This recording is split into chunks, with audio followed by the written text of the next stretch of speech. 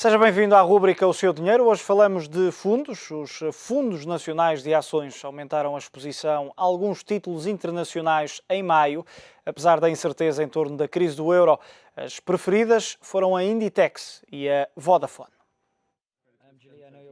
O mês de maio foi de refúgio para os gestores dos fundos das sociedades de investimento nacionais. A crise do euro e a instabilidade levaram os especialistas a cortar a exposição a ações e a aumentar em liquidez. O crescimento a este nível foi de 6,1% para um total de 1.650 milhões de euros. Ainda assim houve exceções, nomeadamente em títulos internacionais, como os da dona da Zara, a Inditex, onde se assistiu a uma subida mensal de 244% para 8,2 milhões de euros. Os dados da CMVM revelam também que os gestores portugueses apostaram na britânica Vodafone, muito graças às boas perspectivas da empresa e à diversificação internacional. Além destas cotadas, houve um reforço do investimento no BBVA, Nestlé e Walmart, mas são a petrolífera francesa Total Enfina, a exploradora de ouro Tanzanian Royalty e a farmacêutica Sanofi Aventis, as preferidas dos investidores nacionais, com um total investido de quase 15 milhões de euros.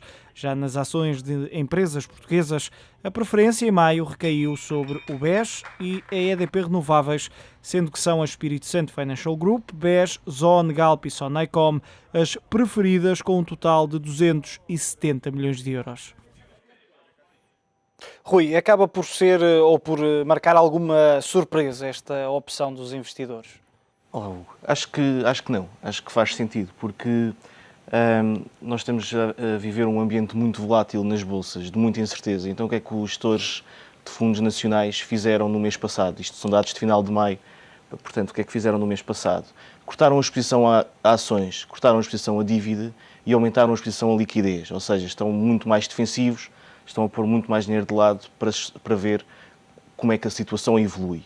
E dentro das ações, apesar de terem cortado bastante, por exemplo, cortaram em 15% a exposição à Bolsa Portuguesa e em 12% a exposição a bolsas estrangeiras, apesar disto, apostaram em algumas empresas que têm um fator em comum. São empresas líderes de mercado, completamente diversificadas geograficamente na sua área de negócios. E parece que acertaram em cheio, porque reforçaram bastante na Inditex em maio, e a Inditex ontem apresentou lucros que surpreenderam o mercado pela positiva, e as ações de Inditex ontem chegaram a subir mais de 10% e estão a ganhar 18% desde o início do ano, estando na Bolsa Espanhola, que é uma das piores bolsas. Acaba por ser um desempenho muito positivo. Um desempenho muito positivo, e significa que esta estratégia, pelo menos nestes casos, deu alguns frutos. E não é só a Inditex. Além da Inditex, apesar de terem cortado a exposição aos mercados bolsistas, reforçaram na Inditex, que é uma empresa que é líder de mercado e está espalhada geograficamente, na Vodafone, que é uma das gigantes das telecomunicações, também espalhada por quase todos os mercados mundiais, depois na Nestlé, outra grande multinacional, e na Walmart. Também reforçaram no BBVA, apesar de ser um banco espanhol, espera-se que, apesar de toda a atenção que é em Espanha, o BBVA, a par do Santander e do CaixaBank, consiga evitar recorrer àquele tal ao fundo de resgate da banca no valor de 100 mil milhões de euros. Acaba por ser também um dado interessante, olhando para as opções a nível nacional. De alguma forma também te surpreenderam? As opções a nível nacional, o maior reforço foi nas ações do BES, sendo que o BES... O resto já era uma das preferidas. Sim, também. era a segunda que tinha maior peso nos fundos, sendo que também a ESAF investe em ações do BES e do Espírito Santo Financial Group. Nas ações do BES, o que temos visto é que na Bolsa Portuguesa, a nível da banca, o BES tem tido boas prestações nas últimas semanas. Porquê? Porque não vai recorrer à ajuda estatal. É o único banco português cotado que não irá recorrer ao Estado.